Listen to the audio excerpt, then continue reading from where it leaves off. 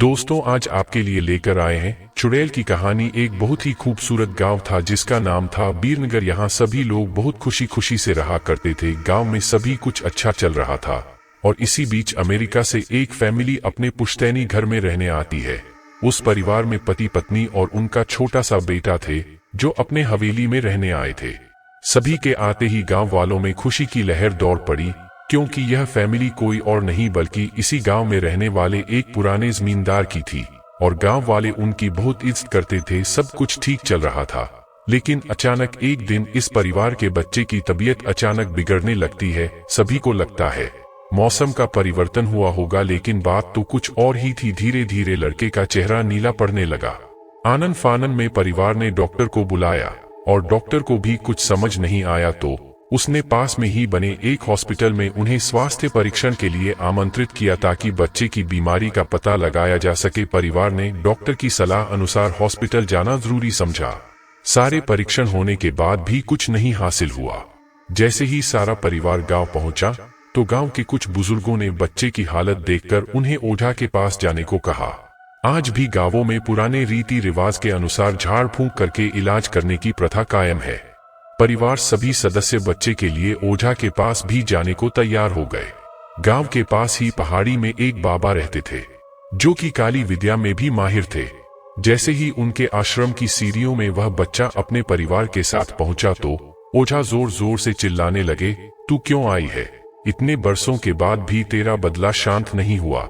यह सब सुनकर बच्चे के माता पिता और गांव वाले दहशत में आ गए। उन्हें समझ नहीं आया कि बाबा को इतना क्रोध क्यों आ रहा है, जबकि उन्हें अभी तक कोई बात बताई नहीं गई। लेकिन बाबा तो काली माया में पारंगत थे, इस वजह से उन्हें रूहानी ताकतों को पहचानना आता था। सभी लोगों ने आश्रम में प्रवेश किया, लेकिन बाबा ने केवल उस बच्चे को पास आने को कहा। बच्चे की हालत बहुत ही खराब थी। उसकी आंखें लाल हो चुकी थी, उसका शरीर नीला दिखाई पड़ रहा था और उसके शरीर का तापमान आम बुखार से कहीं ज्यादा था। ओझा ने विभूति उठाकर के बच्चे के मुंह पर फेंका।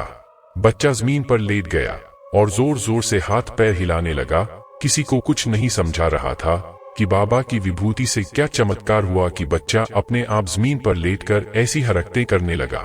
तभी अचानक बच्चा अपने पैर की उंगलियों के बल खड़ा हो जाता है और बहुत ही खूंखार औरत की आवाज में ओझा को उसके पुराने नाम से बुलाया, अरे वो प्रेमनाथ, मैं तुझे नष्ट कर दूंगी। लड़के का ऐसा स्वर सुनकर उसके माँ बाप घबरा गए। लड़के को इस अवस्था में देखकर उन्हें कुछ समझ नहीं आ रहा था कि ऐसा क्यों हो रहा है। तभी ओझा ने एक मंत्र पढ़कर बच्चे को अपने काबू में किया। सारे गांव वाले ओझा से पूछने लग, बाबा ये सब क्या है? यह बच्चा ऐसा क्यों कर रहा है? तभी ओझा ने बताया कि इसके अंदर कोई चुड़ैल आ चुकी है जो कि आज 70 साल पहले चोरी के आरोप में जिंदा जला दी गई थी। उसे ऐसी सजा देने वाले कोई और नहीं बल्कि इसी बच्चे के दादाजी थे और वह चुड़ैल अपना बदला लेने इसलिए आई है क्योंकि वह गर्भवती अवस्था में जिंदा जली थी और उसके कोख में पल रहा मासूम बच्चा भी जल गया। इसी वजह से वह उस वंश बच्चे को भी दर्दनाक मौत देना चाहती है ताकि उसका बदला पूरा हो सके। ये सारी कहानी जानने के बाद उसके परिवार वाले ओझा के सामने गिड़गिड़ाने लगे और अपने बच्चे की जान की भीख मांगने लगे। तभी ओझा ने अपनी घोर तपस्वी शक्ति से मंत्रों के उच्चारण के साथ उस चुड़ैल को मासूम बच्चे से बाहर निकाल दिया और कुछ ही क्षणों में बच्चा सामान्य हालत में आने लगा। सभी को लगा कि सब कुछ हमेशा के लिए ठीक हो गया, लेकिन यह तो एक शुरुआत थी। दोस्तों वीडियो अच्छी लगी तो